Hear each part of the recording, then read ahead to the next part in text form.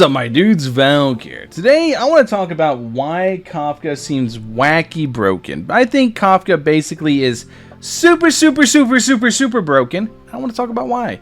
I've seen a lot of people talk about her kit, but not really understand what's super impactful about it and what's really strong about it.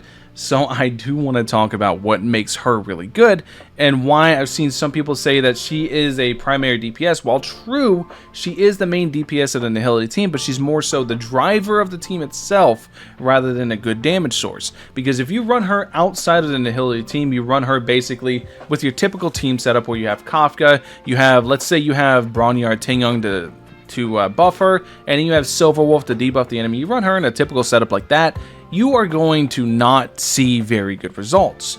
Plain and simple. Her multipliers herself, outside of her DOT multiplier, is not very good. But the way her kit functions, the way her team functions, if you build a team around her, which is why I say she's not free to play friendly, if you build the correct team around her to basically be able to utilize her abilities effectively, you are going to see amazing, phenomenal results. Like, you are going to just run through stuff at lightning speed. Like, the whole team functions very well together, and it's more so you're not really pulling for just Kafka, you're pulling for a team, essentially, is how this goes. Because I know a lot of people are wanting to run Kafka with like Serval and stuff, but you have to look basically at purely strong DOTs, or characters that are going to amplify DOTs, like Sampo, are very strong DOTs like Luca, who can apply bleed, Sampo, who can buff up DOT damage. There's a bunch of things to consider, but anyways, I am digressing. I want to get into why Kafka is broken, so let's go ahead, let's scroll down. Normal attack does not matter. We're not going to talk about it at all. We're going to talk about her skill. So there's one line of her skill. I've mentioned this a million times. There's one line of her skill. I know it says level 15, but it's actually showing level 7. So if the target enemy is currently receiving DOT, all DOTs currently placed on the enemy immediately produce damage equal to 69% of their original damage at level 7. At level 10, that goes all the way up to 75% of the original damage. So why is this big?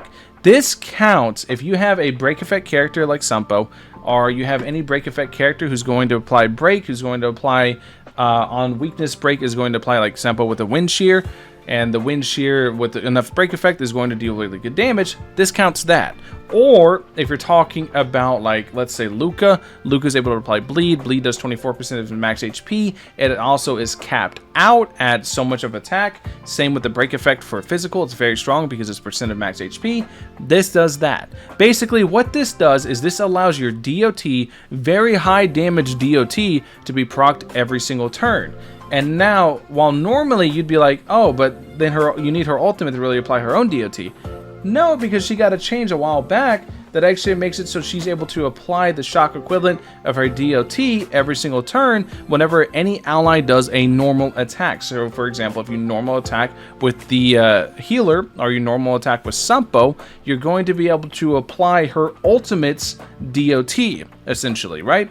So now her ultimate, I didn't even know she had this, but her ultimate also has this trace. When the ultimate is used, enemy targets will now receive damage from all currently applied DOT sources instead of immediately receiving damage from the currently applied shock state. So normally, this is going to make it so whenever you ultimate, if you ultimate after you do a follow-up, you are going to be able to actually just do the damage of the shock state. But if you have Trace 1, which comes at Character Extension 2, so you absolutely should have the Trace, you are going to do all DOT, which means she's going to pop DOT on skill, pop DOT on ultimate, and the cherry on top of all of this, if an enemy is defeated while shocked, Kafka will additionally regenerate 5 energy.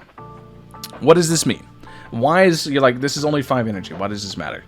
The thing is, it says if an enemy is defeated while shocked. Kafka doesn't even have to be the one to kill it, but she probably is going to be the one to kill it inside the team.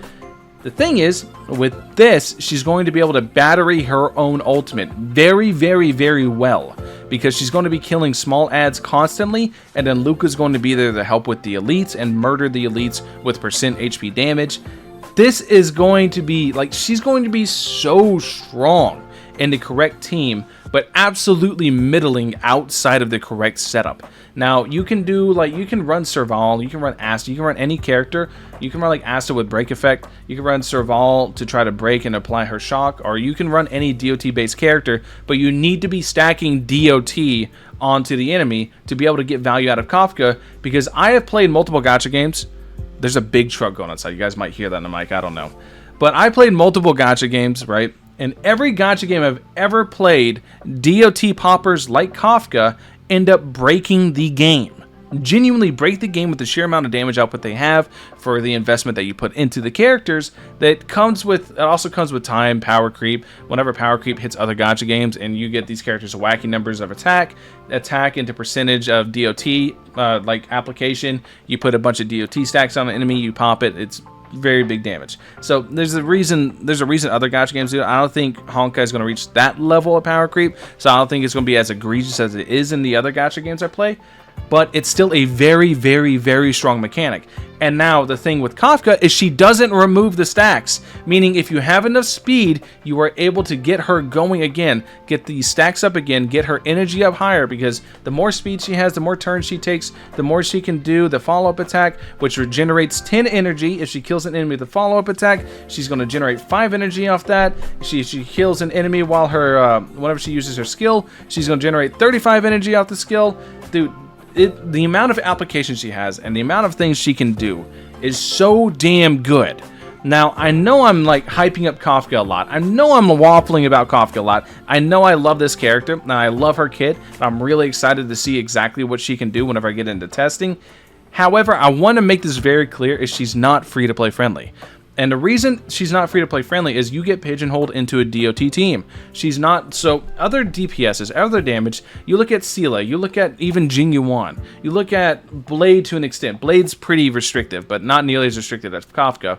You look at Jing Lu, you look at basically any damage. A lot of the damage are pretty free-flowing. They can go in a lot of different teams. They go into typical team setup that I mentioned before, where you have a Harmony, you have a Debuffer, and then you have an Abundance. They really like to function inside that team.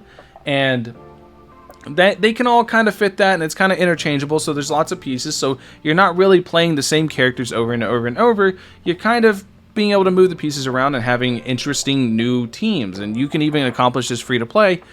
But with Kafka, you're not going to have that.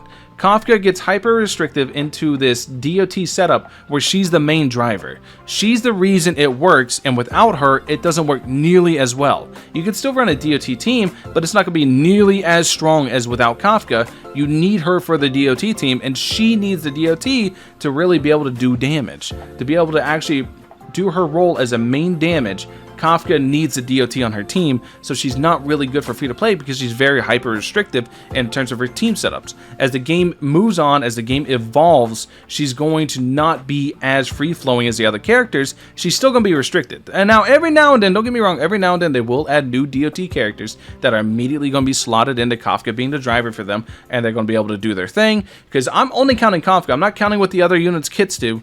Other units' kits are only going to amplify what Kafka can actually bring to the table, but the thing is that even with that going on, I still don't recommend it because this is a very big commitment to get Kafka if you want to get the absolute most out of her. Now, you don't have to listen to me. You don't have to listen to anybody. This is still a Hoyo game. It's still very easy to beat. I can almost beat MOC. I'm at MOC 7 right now. I 3-starred MOC 7 using nothing but terribly built characters with 4-star light cones. I'm sure that you can beat this game completely free to play and not have any struggles.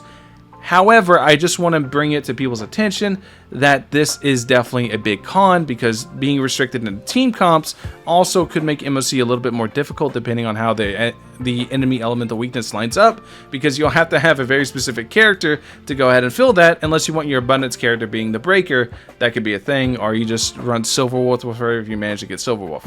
One of those things is going to happen.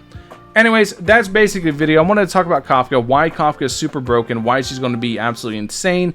I'm super excited for Kafka. I can't wait. I'm really excited for Blade whenever he comes out. 1.2 is looking to be amazing. I know I keep saying this at every video, but I genuinely mean it. Anyways, thank you guys for watching. Hopefully you guys have a wonderful rest of your day. Let me know what you guys think about Kafka in the comment section below. I'll catch you guys in the next one. Peace.